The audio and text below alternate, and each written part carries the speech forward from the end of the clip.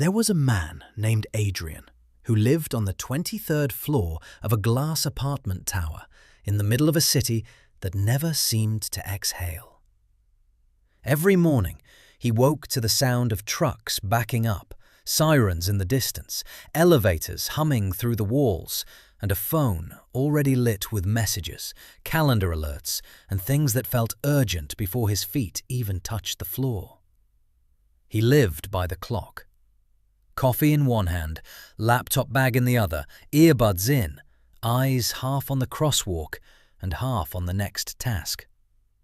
He measured his life the way many in the city do, by output, progress, speed, access, and whether things were working. And for a while, they were.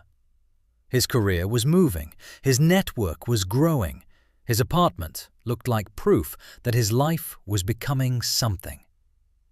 But under the surface, he felt like a subway train with no brakes, always moving, never arriving.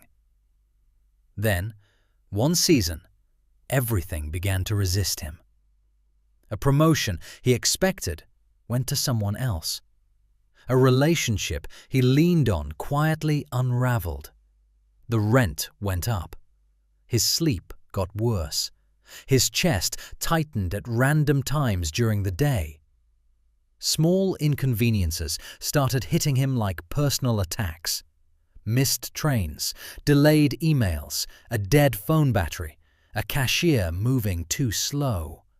Another, "We need to circle back," message.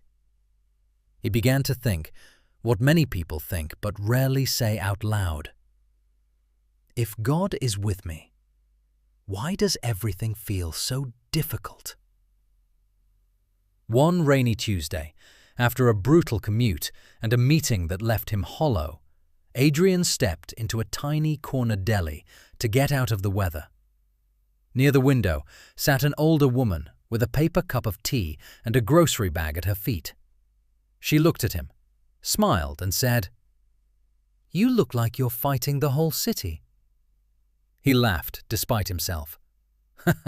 "Some days I think the city's winning." She nodded toward the rain on the glass. "Or maybe it's training you." That answer irritated him immediately, but for some reason he kept thinking about it. Training me for what?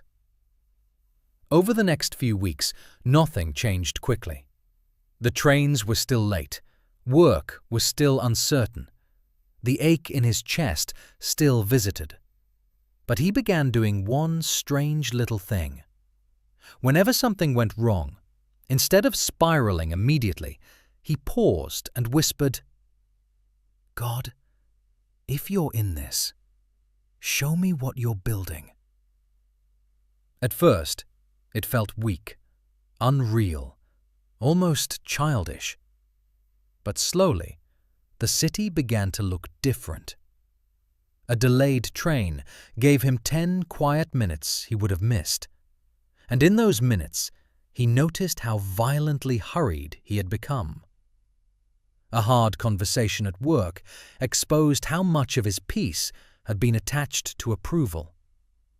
The failed promotion revealed that he had been calling ambition purpose. Sleepless nights pushed him into prayer more honestly than comfort ever had. Even the city itself began preaching to him. The scaffolding he once hated became a picture. Ugly, temporary structures surrounding something being repaired. The traffic taught him that force does not create flow. The red lights he resented became small invitations to unclench.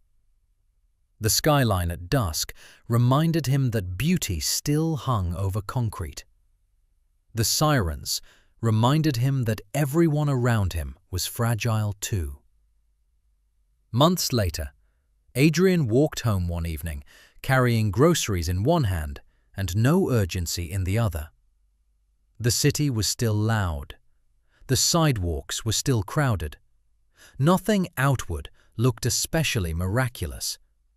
But inwardly, something had changed. He was no longer trying to use God to get a smoother life. He had begun trusting God inside the life he actually had. And with that trust came something he had not been able to manufacture. Faith that God was still at work. Gratitude for things he used to ignore. And a peace that did not depend on the train running on time. One night, he stood by his apartment window, looking down at streams of headlights flowing between buildings, and he realized the city had not been ruining him. God had been rewiring him there. What he once called interruption had become instruction.